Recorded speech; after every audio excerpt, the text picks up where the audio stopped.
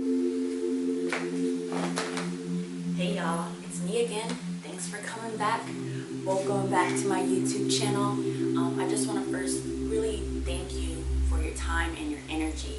I know that with you coming to these videos, that obviously something's resonating, and not only am I not alone, but you can also verify and confirm that you're not alone on this journey. So welcome. Today I want to discuss projecting. Projecting our emotions.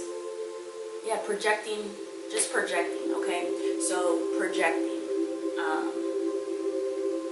Well, first, today's topic is going to be, let's stop projecting. Let's say that. Let's stop projecting.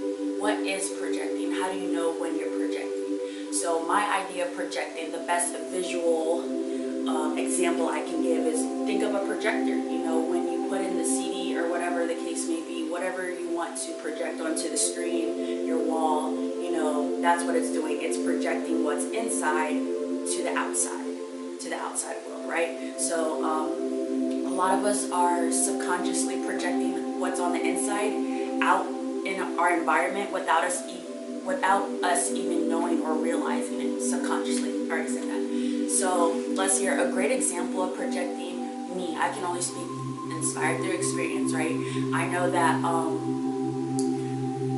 rising Virgo, all that good stuff, I tend to be very critical of myself. I tend to be very judgmental of myself, very hard on myself. And with that being said, I'm sure a couple of people that I've collaborated with in business can speak on this, but I'm very hard, I'm very critical. I know that you can do better, and I'm going to expect better every single time. And that's just me projecting how I feel about myself onto my business partners and my projects and whatnot.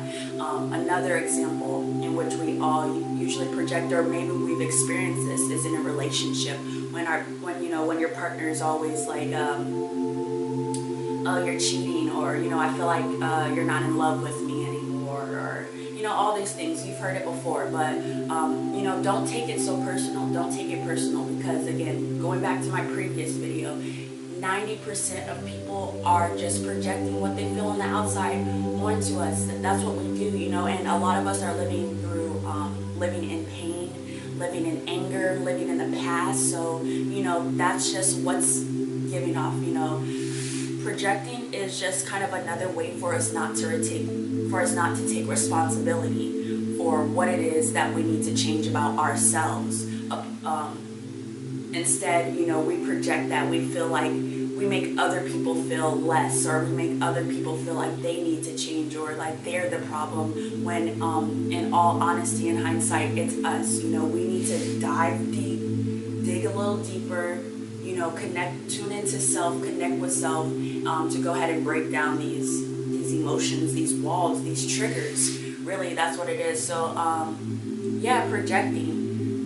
Let's stop projecting. A great way to stop projecting is just being aware and conscious of yourself.